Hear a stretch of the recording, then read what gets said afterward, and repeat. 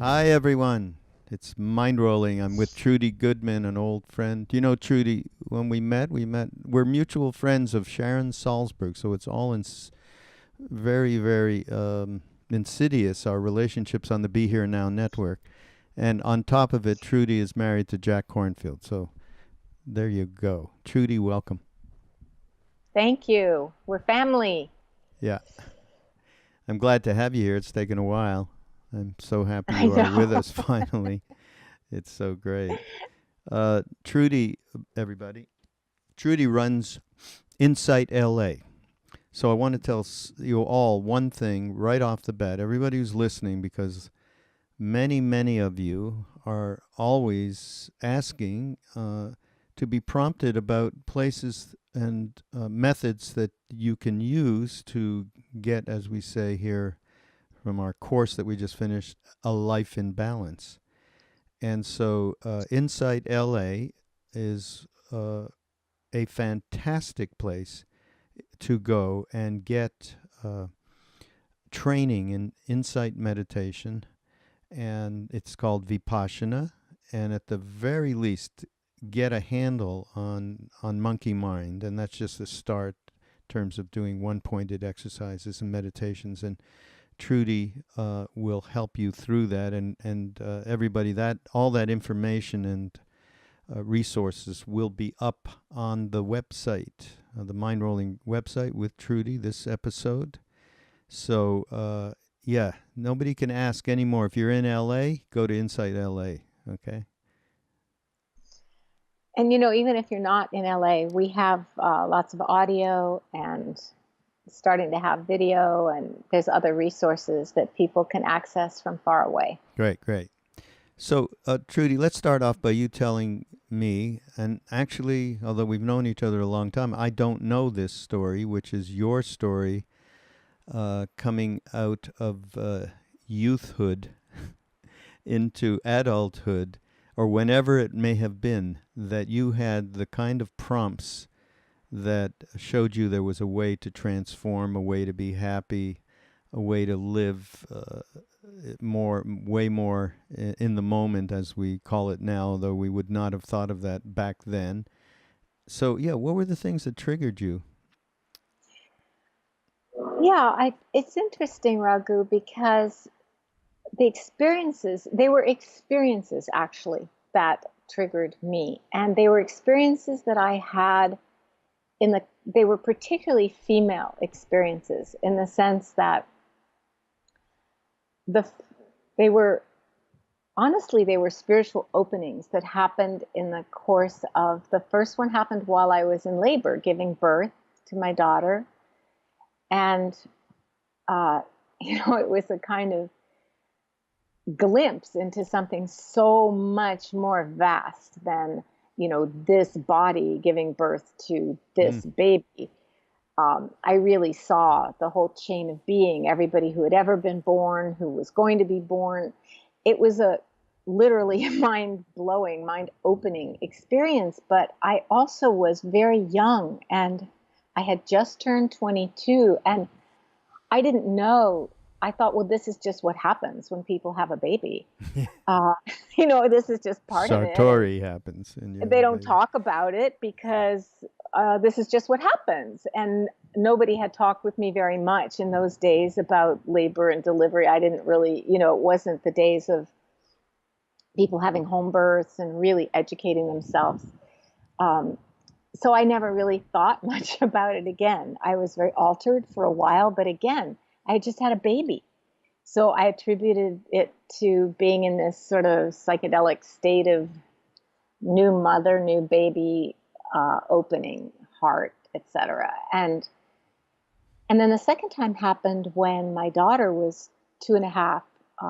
I was studying in Geneva, Switzerland, with the developmental psychologist Jean Piaget in his program, and she became very, very ill. Actually, was dying Oh, my. of spinal meningitis, the most Oh, virulent kind. And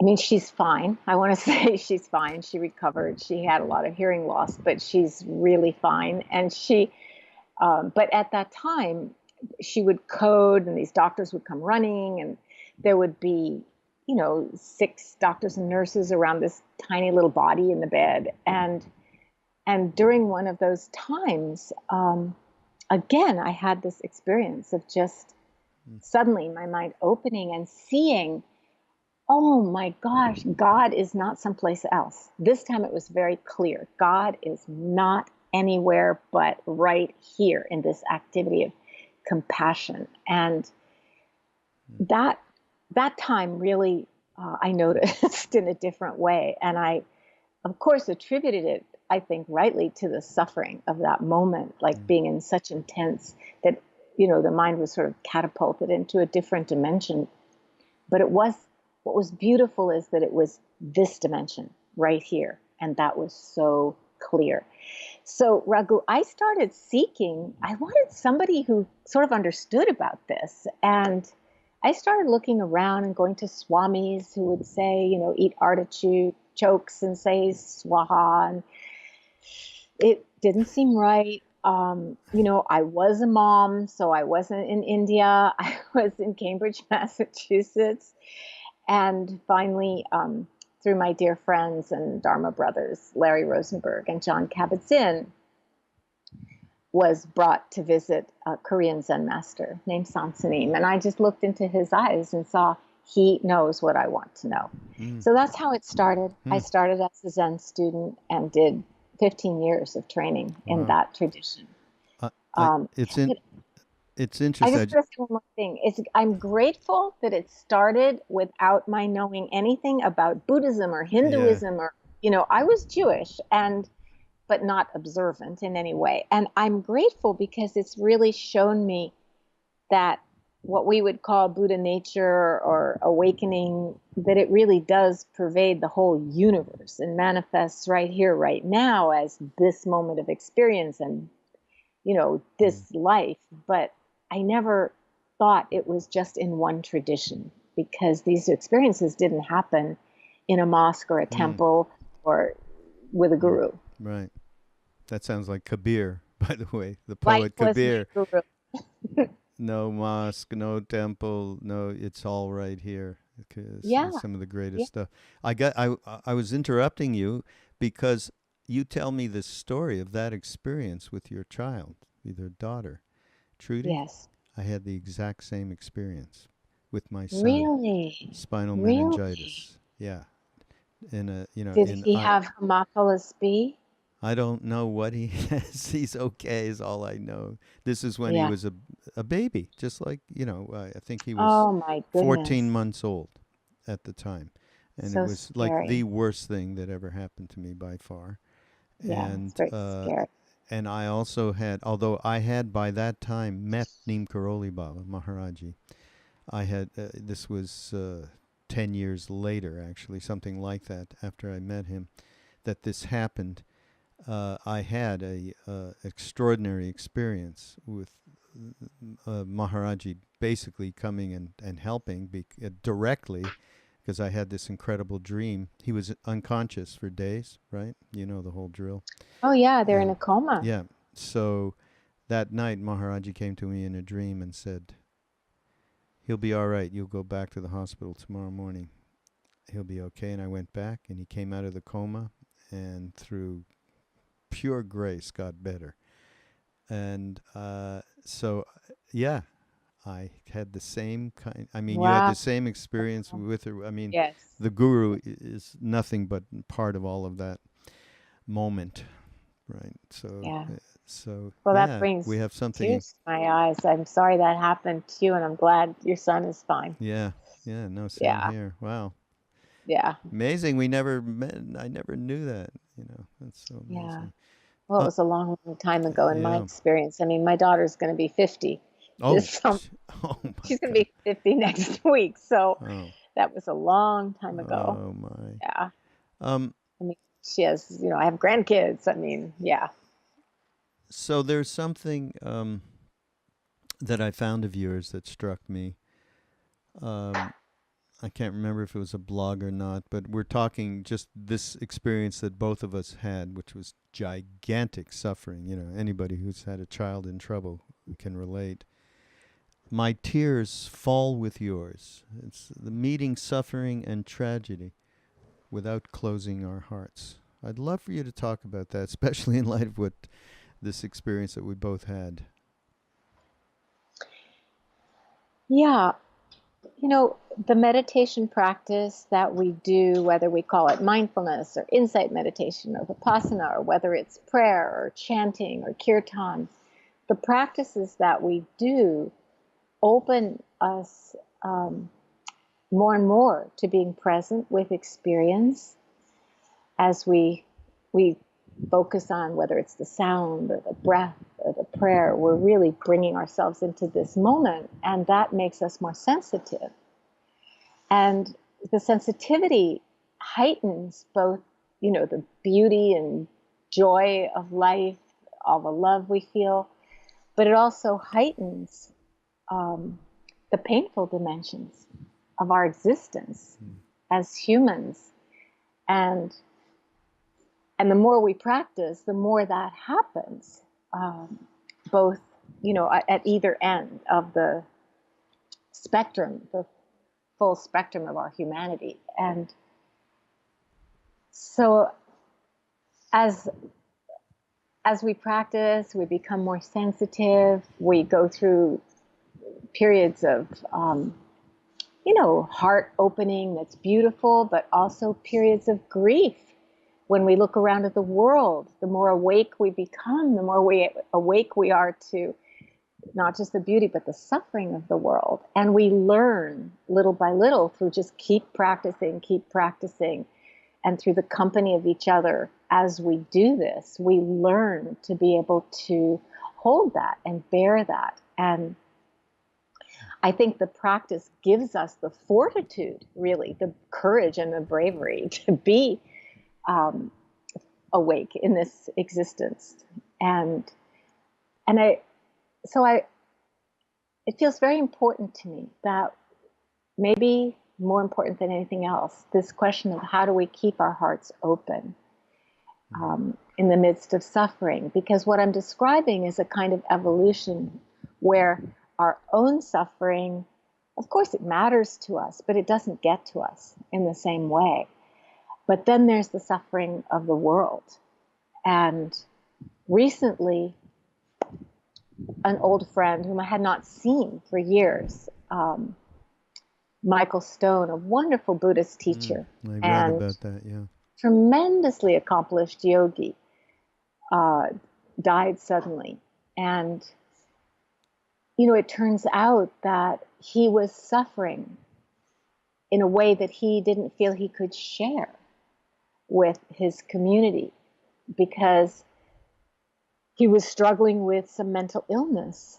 And this is something that I really thought about a lot, Raghu, that the suffering that we see on, I mean, I live in Los Angeles. There's lots of homeless people. There are both mentally ill and addicted people. They're visible. They're right there in encampments on our streets.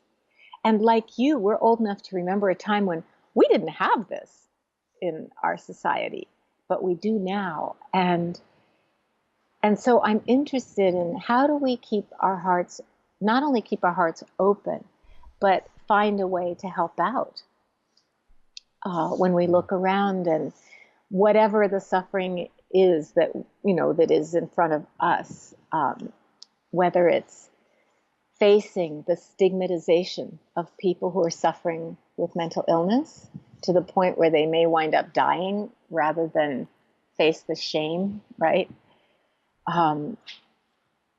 Whether it's the refugees, which is something that is close to my heart, the idea of having to leave your home and everything you know, and not know where you're going to wind up. And I mean, it's just so terrifying. And so keeping our hearts open in the face of what's happening to our planet, and I could go on and on, racism, poverty, all the suffering that we see. I think this is so crucial because we're not going to be able to find ways to help if we turn away because it's just too much to bear.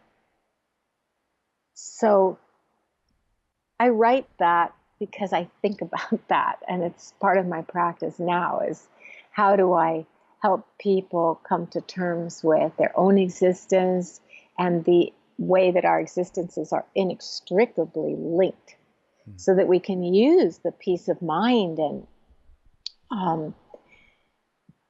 the love and the joy that come to us from this practice, at the compassion, so that we can use it to help our world.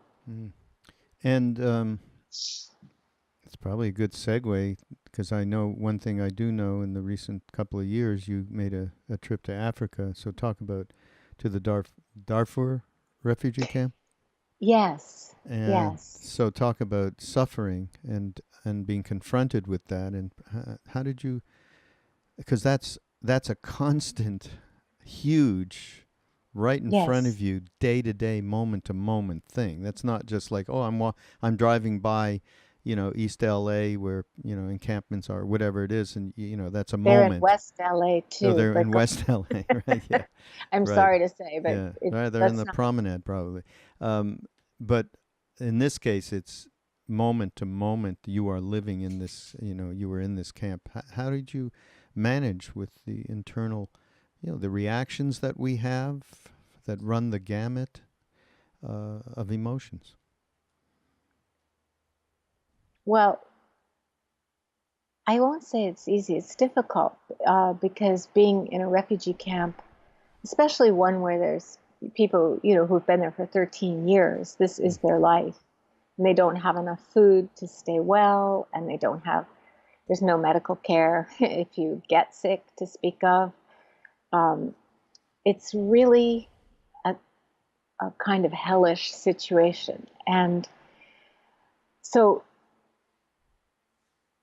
for me, what really helped was just meeting the people and seeing what they are, the beautiful things that they are doing in the midst of um, hell, really hell, that they're creating community. Um, I don't want to idealize the community, but in many ways it's based on fairness and justice, and um, Hmm. they've organized themselves to do their very best in that situation. And I went with a group called IACT, which is an anti-genocide group that is starting preschools, and actually asked the refugees what they would like and what would help them, and that's what they asked for: preschools and soccer. Really? So I was there to help train and it's all refugee-led program, and I was there to help train and it's all women who are the teachers, to help train them in mindfulness and how to bring mindfulness into their curriculum. When you're in a place, Raghu, we harmonize with that environment, and people, wherever they are, people are people and know how to recognize open hearts. That's something I really feel goes beyond language. We feel that in each other, and that uh, that we all care in that situation. We all care about the children, and they are the future, and educating them and bringing mindfulness to help people deal with the ongoing chronic stress of their situation there. I mean, there are 60, if you count internally displaced people, fleeing war within their own countries, like in Sudan, there are 65 million displaced people right now on the earth. And it's easy to think, well, what does this help? One little drop in a bucket, but it helps us. And just think, if everybody put one drop in that bucket, everybody on the planet, we would solve our problems. Mm. So that's how I look at it, and that is, I think that when you're engaged in an activity to be of service or help others. And you know this. I mean, Ram Dass's teaching is so based on, and you know, and your guru, so based on serving and helping others, whether it's feeding them or caring for them when they're sick or loving them in any way we can. It does help. It helps us. And we're not separate. Because we're not separate, it helps everyone. Yeah.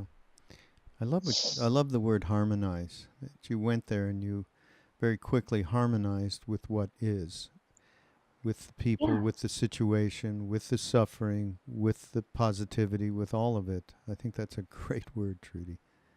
Thank you. Really good. So, which brings up for me, we are in this country in a very difficult spot. Many of us, or half of us, as I did a podcast with your husband, with Jack, not too long ago, and brought up the situation in America, what's gone on with the sea change in administration and everything that's been going on in the last since January, and of course I brought it up in a way that was, shall we say, quote unquote, deprecating towards that administration and towards what was happening, and I guess by implication, the people who voted him in. And Jack was quick to remind me, well, I think you're talking about, maybe half or so of the people. You're not talking to all the people. And it's something I quickly forget whenever I bring this up with anybody, with all of my friends and the teachers that are on the network and so on. At the same time, very difficult to harmonize with what is going on and with this administration, the things that are happening, the suffering that is being created in my eyes, and obviously most of the people that I communicate with. And since I love that word, we could use some, how are you harmonizing with the reality of what is going on? And how are you harmonizing with the situation of radical polarization and the us and them that is created naturally by this tremendous push against social justice? So those are big questions, and I'll just start with I know. I'll start with the last one, which is the word harmonizing with what is, to me, it means listening and seeing what is, and then choosing where to act or where to take a stand if the way things are simply cannot align with my values, what I hold to be true and important in this life. But I have spent time listening to people who voted in this administration because they had hopes of what could happen that would benefit our world. And one of the things that has come so clear for me is that we, in our particular cultural context, as privileged white people, and privileged in the sense, in so many ways, but also in the sense that we are, we're not wealthy, but we're economically okay, and we have work to do. That when I listen to people who are not like us or not in our situation, I can really see how different their priorities are and why they voted the way they did and why they feel the way they feel about some of the things that we consider to be social justice, but they consider to be focusing on people who don't deserve it, whereas, they're working really hard and can't get anywhere. I mean, really hearing where people are coming from and what matters and what they care about has helped me. It doesn't help me with some of the things that I consider to be cruel, cutting back on programs to help the most vulnerable, or leaving people who were already vetted as, asylum seekers or refugees to come into this country, who left where they live, who sold all their goods, who gave up, everything because they were already vetted to come, and now they can't. I mean, there's so many, many instances of things that I can't. If harmonize means agree with, no, I do not.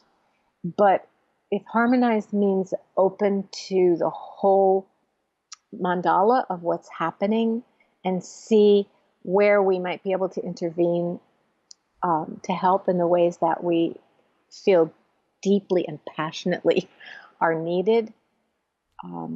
Again, I keep coming back to doing something. And I know that we're talking about, we're in a context of contemplative practice.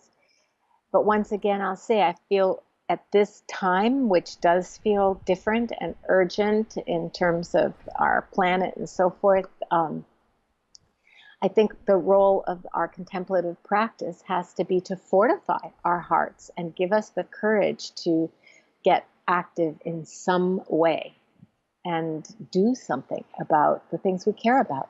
Yeah. Yeah. Back to that harmonize with the mandala of life is I love the term. I mean, it's really striking me, because just harmony, coming from harmony, and there's so much disharmony going on. So I think, Yes. Yes. Now there was another friend. I think you quoted him. Uh, Actually, I don't know him, but I know quite well who he is, and I think you're friendly with Norman Fisher, Zen teacher. Yes. Yeah. Yes. So I think I believe this is his quote: "Make practice your whole life. The core heart is our intention, and understanding wisdom powers our formal meditation practice." So there's a way in which people think that. Actually, I was just watching something on Facebook, which was Krishna Das is doing a European tour right now, and it was, he had some kind of Q&A, and someone says, "Well, what do I do? I've got my practice, and I'm doing whatever, and then I've got my family life, and I'm trying to take care. What do I do? There's two things." And Krishna said, "I didn't think they are two things." And I thought that was a great response. And a lot of people have that issue around practice is one thing, but then living our day-to-day life is another thing. And so if this came from Norman or you, whoever, but make practice your whole life, and cultivating, that heart understanding that allows you to integrate and not think that they are in any way separate. You just talk about cultivating practice Yeah. as your No, life as practice. I actually just did a whole, a 6-week video course called Everything is Your Path. Oh, really? And Oh. yeah, and I did that actually through Conscious too. You can still join it, because we just started. Because this is so dear to my heart, I had to find a way to make everything my path and to integrate practice with daily life. Because as I mentioned, I became a mom really young. I wasn't off in ashrams and traveling through Asia in monasteries, practicing monastic, in that beautiful container of intensive practice. And I had to carve out times and ways, and I was even a single mom. So I would have to trade with friends, or once, sometimes friends like John and Mila Kabat-Zinn would take my daughter for a week so I could do an intensive Really? Zen retreat for a week. And what felt like a challenge and limitation in those days, I now see as a gift. And so I say this to those of you who have busy lives and aren't going to be able to go sit a 3-month meditation course or retreat. Take heart, because in that very crucible or pressure cooker of the intensity of trying to balance work and family and all the things that we do, our relationship, our marriage, whatever it is, that in the effort to balance those things and to be mindful of where we get out of balance, because things are constantly falling out of balance, and to be able to carve out the time to do nothing. So radical. And especially these days of, constant connectivity and people, companies making the decision that every email must be responded to within 10 minutes. Um, this, against the backdrop of all of that, there's a bigger backdrop, which is a backdrop of perfect balance. And that we connect with in our time of being quiet each day, just feeling the harmonious activity of this body, the fact that the organs and systems are all working together to sustain our life and consciousness, being aware of what supports our life, the air we breathe, the sounds we hear, the earth that holds us up, gravity, just to really understand the Dharma in these everyday terms and see its functioning all day long. I'm not sure it can be done without some periods of formal practice each day, or at least each week, because I've never tried to do that. But I think this question of, are they two things or are they not, is very profound, because meditation, prayer, kirtan, these times that we devote to our sadhana, to our spiritual practice, they are a slice of life. They're just a slice of life where we are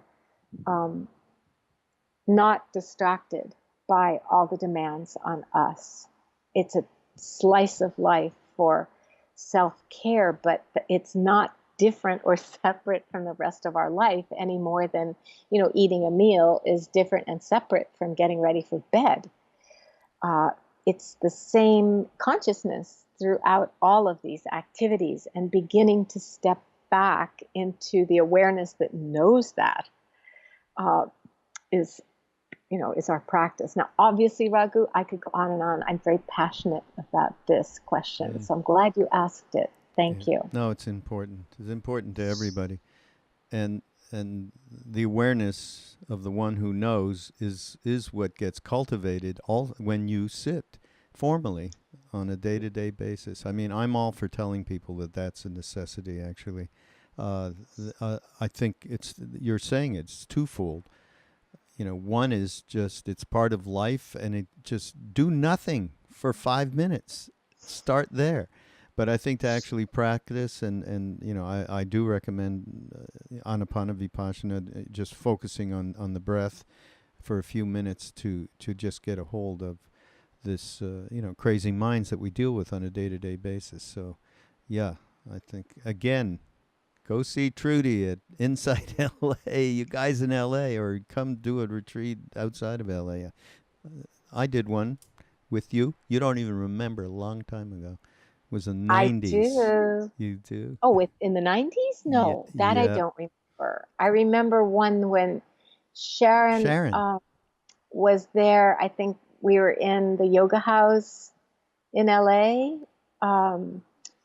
Or There was one maybe it was there, the and first time Sharon came and taught with me in LA when we were just starting out. And that was probably 2002, around there. there's Was it one in the before then, 90s. Raghu? I don't Yeah. even remember. There's and talking about Inside LA, and I'm sure this is a part of Inside LA, not just the formal training and so on, but I believe Master Sengai. Am I pronouncing that right? Sengai. I think so. Masters, it was a blessing that I got a quote from. It's something either in a blog or something of yours, Master Senge, and community is our lifeline. And that is such a huge deal in our. I mean, listen, the Buddha himself, when they said, "What's the most important thing in terms of the three refuges?" Uh, Buddha, Dharma, Sangha, and he said Sangha. And I've gotten the same message from our Indian mother Siddhi years ago about satsang is the most important thing for you to cultivate. And so, yeah, what are your feelings about it, and related to what you're doing at Inside LA? So when I moved to Los Angeles, it was about 16 years ago now, because Inside LA is almost 15, will be 15 in the fall. And I came there for family reasons after a devastating divorce. I didn't know really anybody Hmm. except the family members I was coming to help out. And I was in a kind of almost despair at that time, Raghu, because it was so lonesome, and I left my known world completely, my community, my professional colleagues in life of almost 30 years in Boston, my marriage, my 30-year friendships, I mean, all of it, and went someplace where I really didn't know anybody professionally, although I did in lots of other cities and places, not in LA. Hmm. And so I found myself, my mom gave me this little car she had. And anyway, I found myself driving around this little Toyota all by myself, lost half the time because everything looked the same when I would go out. Um, and, uh, and I thought, there are other people all alone in their cars too, all around me.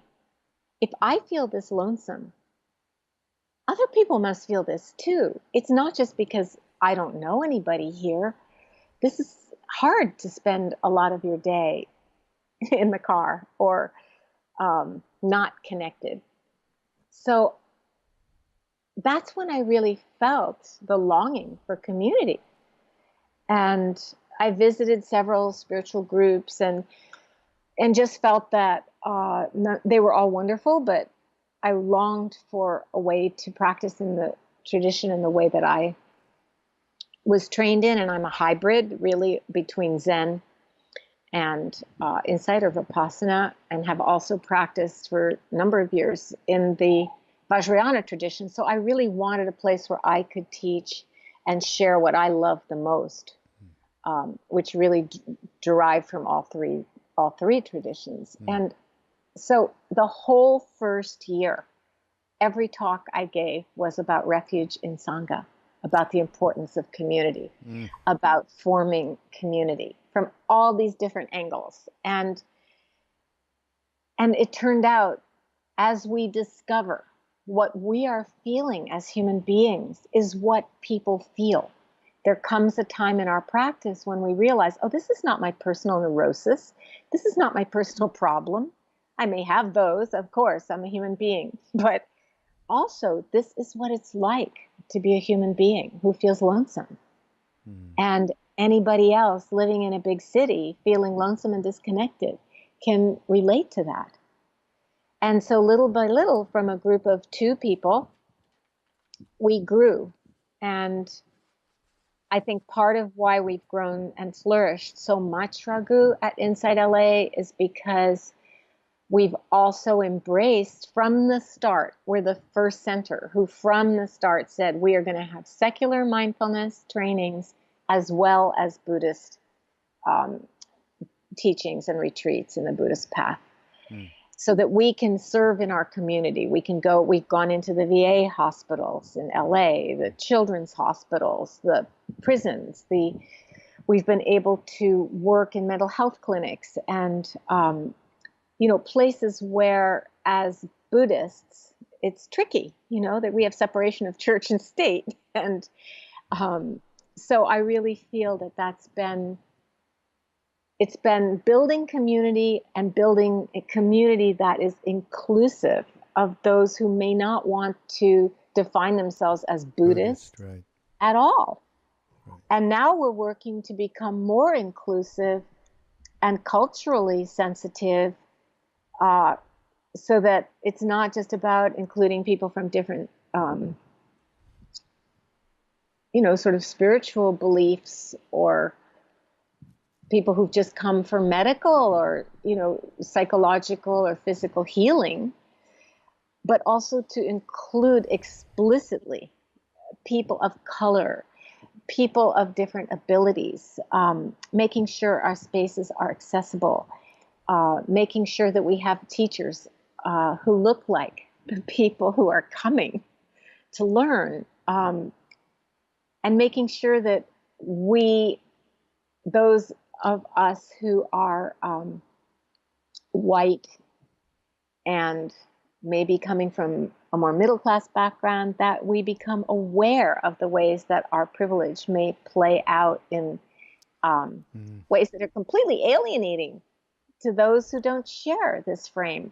And I think this is an issue in all of our centers, but it's one that we are just taking on now, in a much more sustained way than ever before. And I'm proud of that, because, whether you're from the LGBT IQ or whatever community that's been historically marginalized, to know that there is a place for you where people know and understand and relate to your experience, whether it's being in recovery, whether it's struggling with mental illness.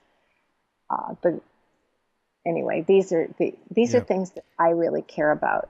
Yeah, And making room for everybody. Yeah, I don't think that you can say just the Vipassana centers, of course, that we know about it's every in terms of privilege, and in terms of people being able to even go and spend the Yes. time to Oh, practice, to be yeah, it's taught, to huge. teach.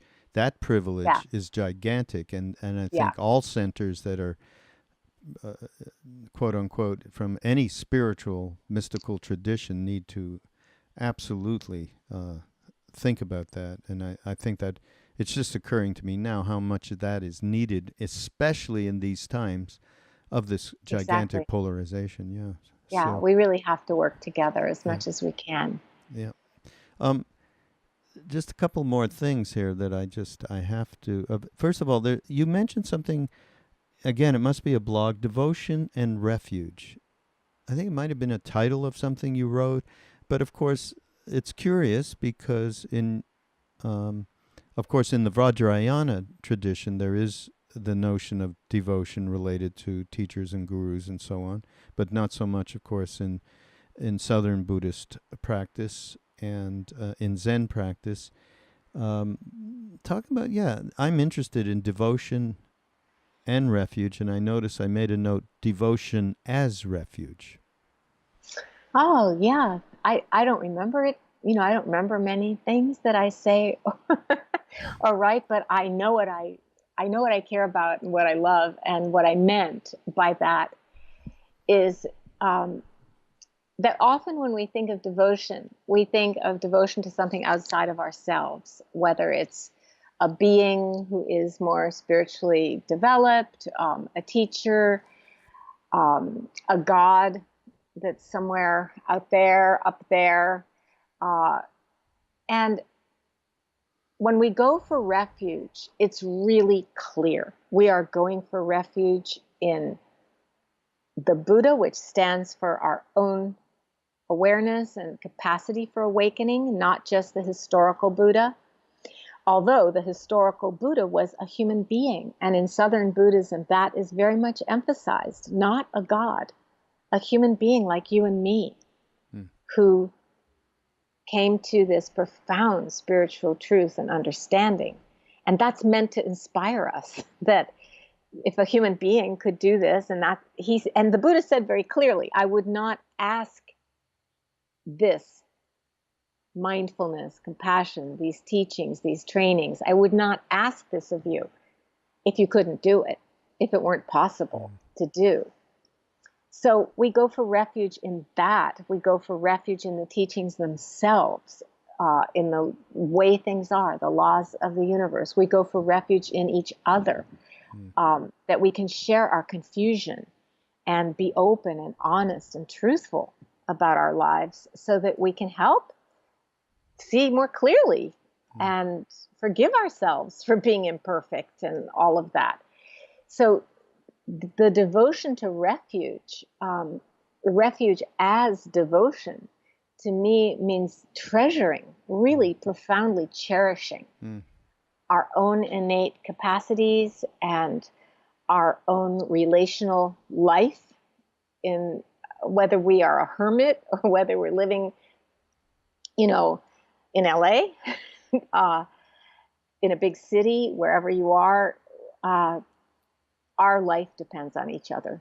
There's no way around it. Yeah. So devotion, that love, that dedication that you feel and practice, say, with and for your guru, it's like a boomerang, right? It comes back to you. You send it and it comes back to you.